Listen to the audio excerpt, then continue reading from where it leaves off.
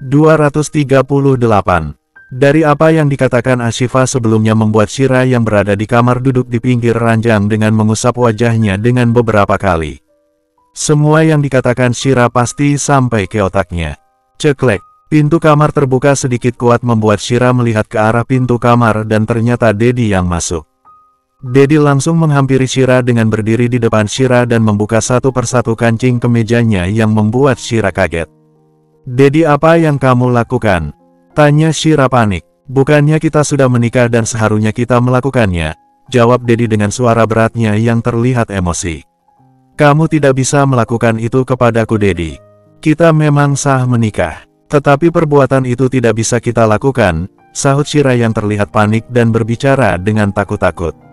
"Kenapa? Bukannya barusan aku menikahimu dan sudah kewajibanmu untuk melayani suamimu," ucap Dedi dengan wajahnya yang memerah. Yang melepas pakaiannya membuat Shira memalingkan wajahnya ke samping. "Kau tidak ingin melakukannya, maka aku akan memaksamu. Jika kau pikir menikah denganku semudah itu maka semua itu salah," ucap Dedi. "Kau tahu hukum jika melakukan hal itu. Kau tidak bisa menyentuhku, karena aku sedang hamil dan hamil bukan anakku," sahut Dedi memotong pembicaraan Shira. "Itu yang kebenarannya bukan, tetapi kau sudah mengarang cerita menuduhku dan membuatku adalah ayah dari bayi yang kau kandung dan anggap saja seperti itu. Jadi tidak ada yang salah jika kita melakukan hubungan suami istri," tegas Dedi. Shira terdiam hanya penuh dengan tangisan saja. "Ada apa, Shira? Bukan ini yang kau inginkan. Kau menginjak semua ini terjadi," bentak Dedi membuat Shira terkejut dengan air matanya yang keluar. Shira diam membuat Dedi mencengkram pipi Shira sampai wajah Shira bertatapan langsung dengan Dedi. "Apa kau puas melakukan semua ini? Apa kau puas sudah memanfaatkanku dari hasil perbuatan kotormu? Kau menghindari bicara kepadaku agar semua niatmu untuk menutupi aibmu lancar dan sekarang semuanya sudah sesuai dengan keinginanmu. Kau sudah mendapatkan suami sesuai dengan ekspektasimu dengan cara kotormu. Kau wanita berpendidikan tetapi kelakuanmu seperti wanita yang tidak punya agama," bentak Dedi melepas kasar cengkramannya membuat tubuh Shira jatuh ke ranjang dengan terhempas kasar dan Shira pasti sudah menangis. "Jadi apa lagi? Apa yang kau tunggu, Shira? Bukannya kau sangat menginginkan semua ini?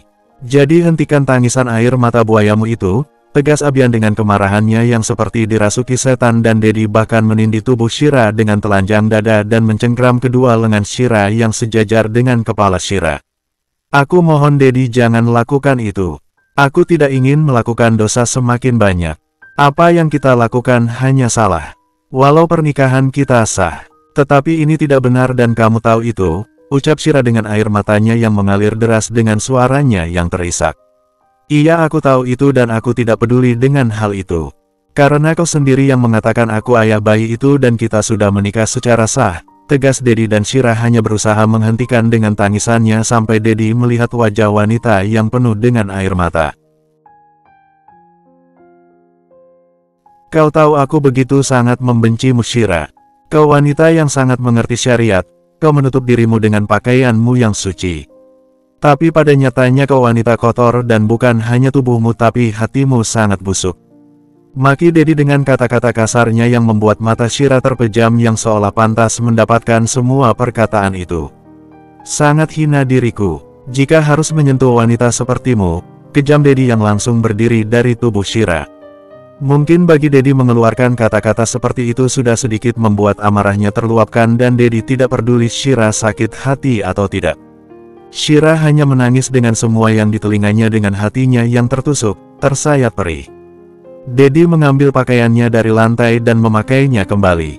"Maafkan aku," lirik Shira dengan suara pelannya membuat Dedi melihat ke arah Shira yang masih tergeletak di atas ranjang. "Berani sekali kau mengatakan hal itu. Kau pikir semudah mengampuni perbuatanmu. Kau sudah memfitnahku, Shira, demi aibmu. Kau membuat ibu menangis dan semua orang seolah percaya dengan semua yang kau katakan dan sekarang kau meminta maaf setelah aku begitu hina, begitu buruk di mata semua orang," teriak Dedi yang semakin panas mendengar perkataan maaf dari Shira. Shira duduk dan berdiri menghampiri Dedi. "Bukannya awalnya kau juga menikah denganku? Bukannya awalnya kau berusaha mendekatiku dan bertanggung jawab kepadaku? Kau tahu bagaimana nasibku jika orang tuaku tahu semuanya. Tapi kau yang menjanjikannya dengan menikahiku. Tapi kau juga yang mengingkarinya, ucap Shira. Oh, jadi karena itu kau menggunakan kesempatan itu. Kau marah karena aku tidak jadi menikahimu dan kau langsung menuduhku yang sudah menghamilimu, teriak Dedi. Aku tidak punya pilihan lain, aku tidak tahu harus melakukan apa. Aku mohon Dedi tolong jangan perlakukanku seperti ini. Aku janji setelah anak ini lahir kita akan berpisah, aku tidak akan menuntut apa-apa darimu, ucap Shira. Wanita sakit jiwa, sahut Dedi menekan suaranya, sudah kuduga ini yang kau rencanakan. Kau membuat drama sendiri dengan melibatkan Kanku. Semua sesuai dengan apa yang kau atur. Aku tidak tahu Shira apa dosaku sampai aku harus bertemu dengan wanita sepertimu. Wanita yang dari penampilannya begitu sangat alim, sangat taat ibadah. Tetapi ternyata selain menjadi orang ketiga dalam rumah tangga orang lain, dia juga seorang pezinah dan tukang fitnah, dan sekarang wanita ini yang sok suci ini menolak untuk disentuh dengan alasan katanya hamil dan itu sama saja haram. Apa kau tidak malu dengan mengatakan haram? Kau berkaca Shira dan lihat siapa dirimu, ucap Dedi menekan suaranya dengan menunjuk tepat di wajah Shira yang mengeluarkan semua makiannya pada Shira. Hina aku dengan sesukamu Dedi. Aku memang pantas mendapatkannya. Aku tahu apa yang aku lakukan merugikan dirimu. Tapi aku berani melakukan ini karena pada awalnya kau juga yang menawarkan diri untuk menikah denganku, ucap Shira membela dirinya. Mendengarnya Dedi berdecak kesal dengan mengusap kasar mulutnya. Bagaimana mungkin aku tidak menawarkan diri? Karena melihat wanita yang sok suci ini hampir bunuh diri. Aku tidak tahu apa jangan-jangan waktu itu aku juga sedang dijebak oleh tipu maksiatmu dan sampai membuatku simpatik kepadamu, ucap Dedi dengan sinis. Lalu sekarang kenapa tidak melakukan Shira? Alangkah baiknya kalau bunuh diri dan jangan menjadi beban dalam hidupku, ucap Dedi yang penuh tawaran. Kau mau bunuh diri? Biar aku membantumu, sahut Dedi yang melihat ada pisau dan langsung mengambilnya. Ayo akhir hidupmu, tidak akan ada yang mencegahmu, desak Dedi memberikan dengan paksa pisau itu pada Shira. Kenapa diam saja lakukan? Bentak Dedi yang memaksa Shira dan Shira menolak sampai pisau itu terjatuh ke lantai. Kau sudah membuatku gila Shira, teriak Dedi, semua yang kau lakukan menghancurkan hidupku dan kau juga tahu akibat dari perbuatanmu. Kau benar-benar wanita yang sangat jahat, sangat picik. Kau yang berzina dengan orang lain dan aku yang menjadi tumbalnya dan katamu apa sampai anak itu lahir, ucap Dedi menjeda omongannya. Dengar Risha, teriak Dedi menggoyangkan kedua bahu Risha, tidak semudah yang kau pikirkan. Kau sudah membuatku hidup seperti di neraka dan maka kau akan merasakannya.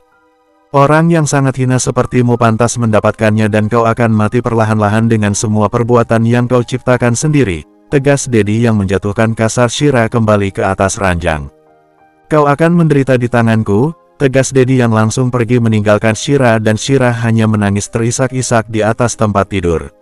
Akibat perbuatannya sendiri dia harus menerima semua konsekuensinya dan hinaan juga harus diterimanya. Karena semua itu adalah keinginannya dan Dedi juga tidak akan membiarkan Shira hidup tenang. Shira hanya bisa menangis dengan senggugukan di dalam kamarnya yang memeluk tubuhnya yang mana Shira yang terbaring miring dengan seperti bayi di dalam kandungan yang menangis senggugukan. Maafkan aku atas kebodohan yang aku lakukan.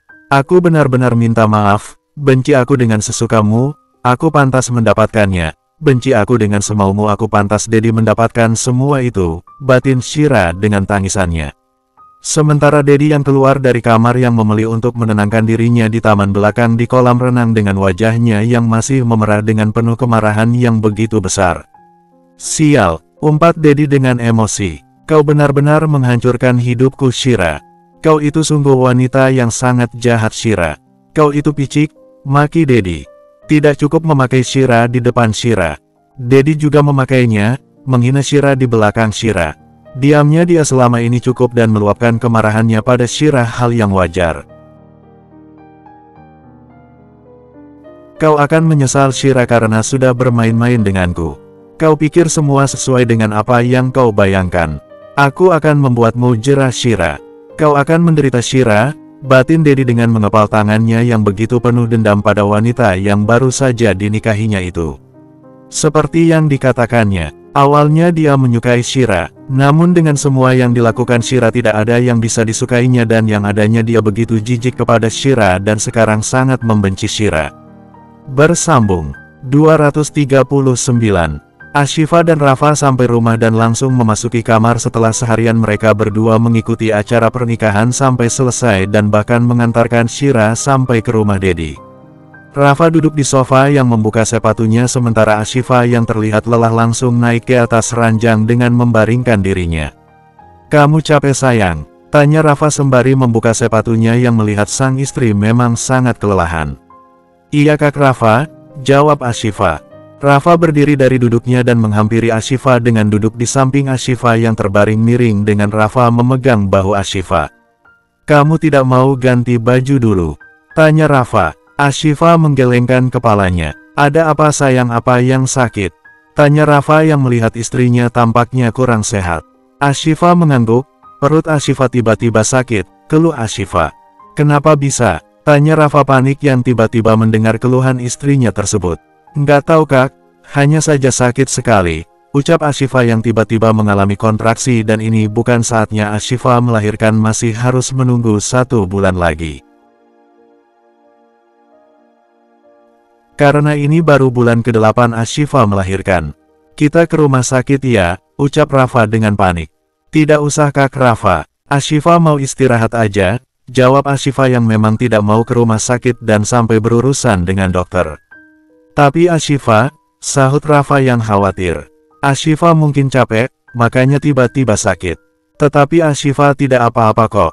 Hanya kram saja perut Ashifa," ucap Ashifa. "Walau tidak apa-apa kita harus ke rumah sakit. Kamu harus periksa kandungan kamu. Jangan sampai terjadi sesuatu yang juga nanti akan membahayakan kamu," ucap Rafa mengingatkan Ashifa.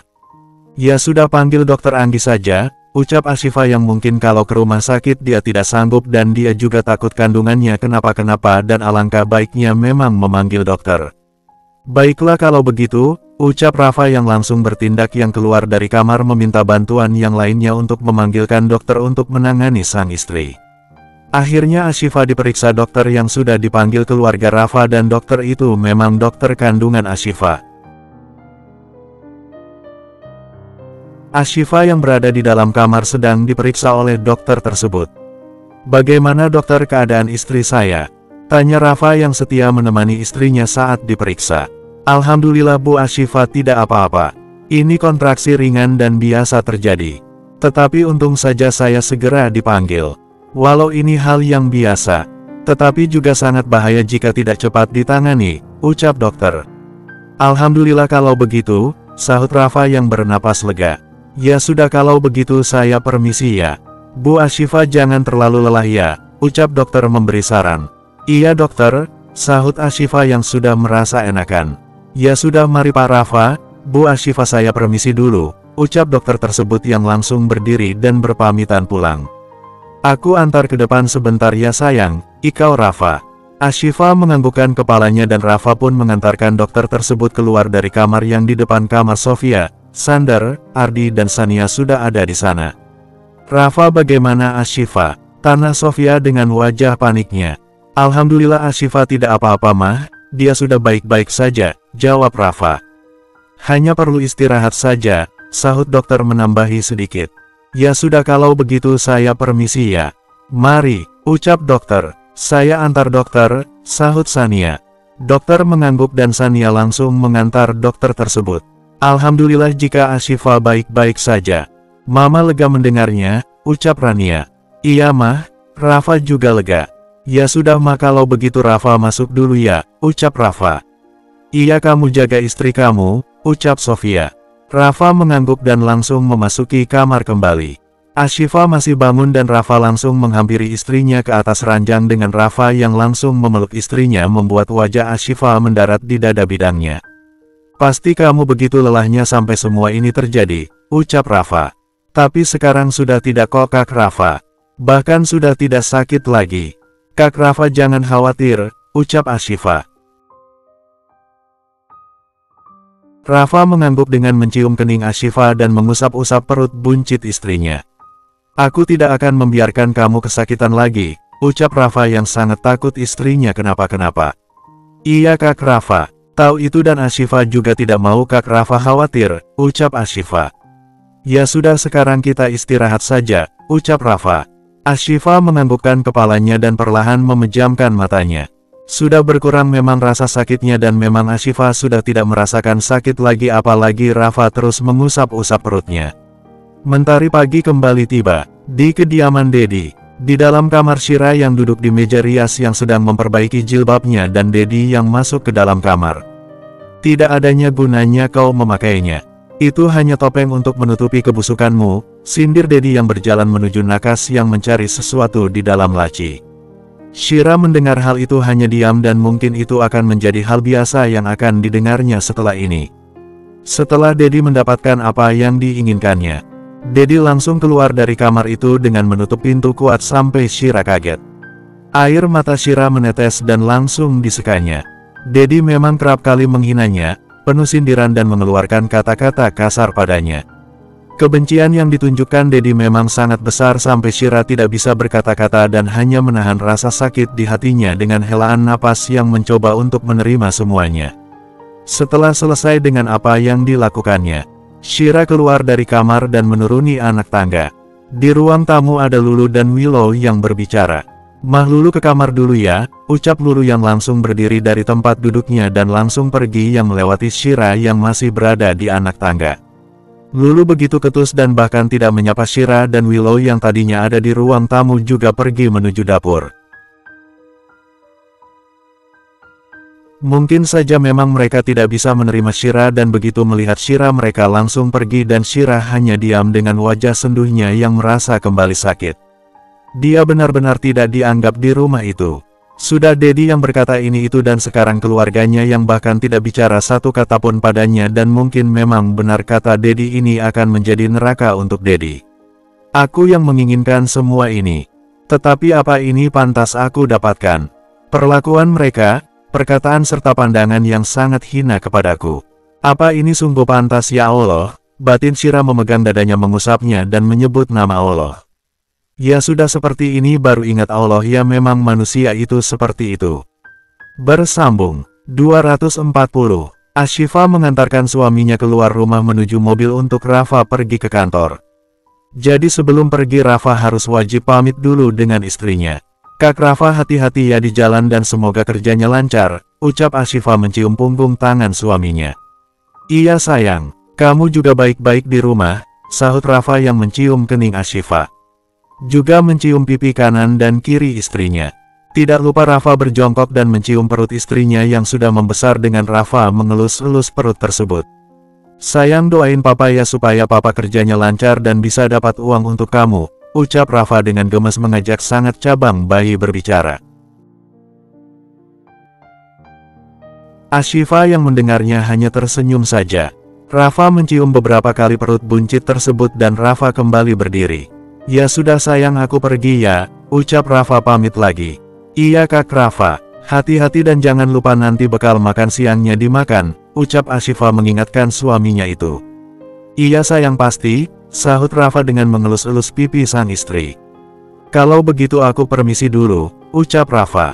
Ashifa menganggukkan kepalanya dan Rafa langsung memasuki mobilnya dengan Ashifa yang melambaikan tangannya dengan senyuman indah di wajahnya. Astaga bahkan baru pergi dari tempatnya berdiri ketika mobil suaminya sudah tidak terlihat lagi.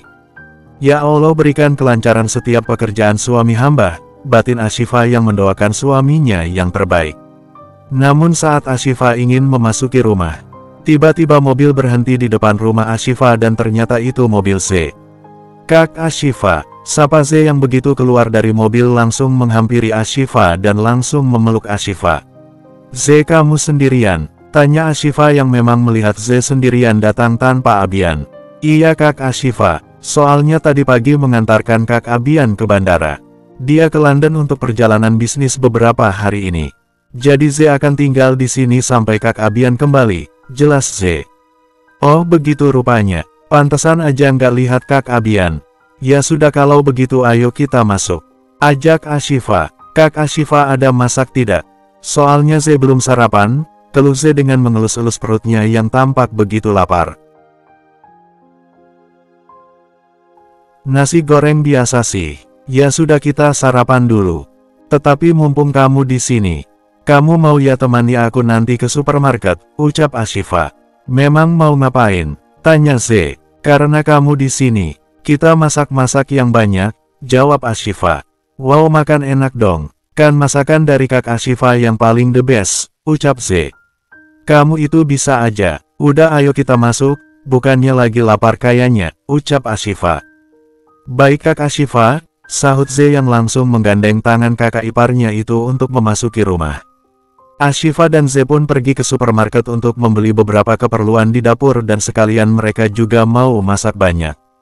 Keduanya kompak memasukkan beberapa bahan makanan ke dalam keranjang. Kak Ashifa belum belanja barang-barang bayi. Tanya Z. Belum Z, nanti aja dulu, jawab Ashifa. Kapan lagi Kak Ashifa, ingat loh ini sudah masuk bulan ke-8, masa iya Kak Ashifa belum mempersiapkan apa-apa, ucap Z yang mengingatkan kakak iparnya itu. Iya kakak tahu, tapi mau belinya juga bingung harus seperti apa dan apa-apa aja.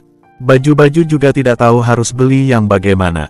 Jadi nanti aja diskusi dulu sama Kak Rafa, ucap Ashifa yang memang harus melibatkan suaminya dalam semua urusan itu. Iya deh. Oh iya, jangan-jangan Kak Ashifa juga belum ya mempersiapkan nama untuk calon keponakanku. Tebak Z yang pasti menurutnya iya. Iya belum sih, nanti akan tanya Kak Rafa, jawab Ashifa yang santai-santai aja. Ya ampun Kak Ashifa, ini itu anak pertama loh. Seharusnya Kak Ashifa itu lebih semangat dan nih ya kebanyakan orang-orang di luar sana yang hamil muda. Pasti sudah mulai beli-beli barang-barang untuk bayi mereka dan Kak Ashifa belum sama sekali. Jadi Kak Ashifa itu harus sudah mulai, tegas Z. Iya Z kakak tahu, tetapi apa gunanya? Kalau nanti semuanya mubazir, jadi apa yang ada aja dulu disiapkan. Kamu jangan khawatir, Kak Ashifa dan Kak Rafa pasti tahu apa yang harus kami lakukan dan terima kasih kamu sudah mengingatkan aku, ucap Ashifa. Iya deh Kak Ashifa, sahut Z yang hanya iya saja kepada kakaknya itu. Ya walau dia gemes sendiri juga dengan kakaknya tersebut. Kita cari bahan yang lain lagi, ucap Ashifa. Iya Kak. Sahut Z yang mengikut saja dan mereka berlanjut berbelanja di supermarket tersebut mencari-cari bahan makanan yang diperlukan mereka. Malam hari Ashifa dan Rafa sedang berada di atas ranjang yang sama-sama melihat ponsel. Hanya melihat ponsel Rafa, keduanya bersandar di kepala ranjang dan Ashifa yang berada di dekat suaminya. Di mana Rafa merangkul bahu Ashifa sembari mengelus-elus lengan Ashifa. Entah apa yang mereka lihat di ponsel Rafa. Namun terlihat begitu dekat dan terlihat sangat serius. Yang ternyata hanya membaca artikel mengenai proses kelahiran. Oh iya Kak Rafa, kita berdua belum beli apa-apa untuk calon anak kita. Tidak Z, Mama dan Kak Sania terus saja mengingat itu pada Ashifa, ucap Ashifa dengan melihat sang suami dengan serius. Iya juga sih, kamu kapan maunya dari perlengkapan untuk anak kita? Biar aku libur kerja dan nemani kamu, tanya Rafa yang menyerahkan semua kepada istrinya. Ashifa itu terserah Kak Rafa aja, yang penting Ashifa belinya atas persetujuan Kak Rafa, jawab Ashifa. Bagaimana kalau besok aja? Tanya Rafa. Memang Kak Rafa tidak sibuk? Tanya Ashifa dengan memastikan suaminya itu. Tidak sayang, alhamdulillah Kak Rafa santai-santai saja dan bisa menemani kamu, jawab Rafa. Ya sudah, kalau memang Kak Rafa bisanya besok, kita akan cari perlengkapan yang seperlunya saja, ucap Ashifa. Terserah kamu saja, sahut Rafa. Lalu untuk nama anak kita bagaimana? Mama, Papa, Ibu, Ayah dan semua orang sudah punya rekomendasi nama-nama yang indah, mau itu perempuan atau laki-laki. Dan kita berdua belum membahas hal itu, ucap Ashifa yang sekalian ingin membahas dengan suaminya. Kamu benar sih. Kamu sendiri bagaimana, apa sudah punya nama untuk calon anak kita? Tanya Rafa. Ashifa belum ada kepikiran. Hanya nanti Ashifa ingin terdapat kata Ashraf di tengah atau di belakang nama.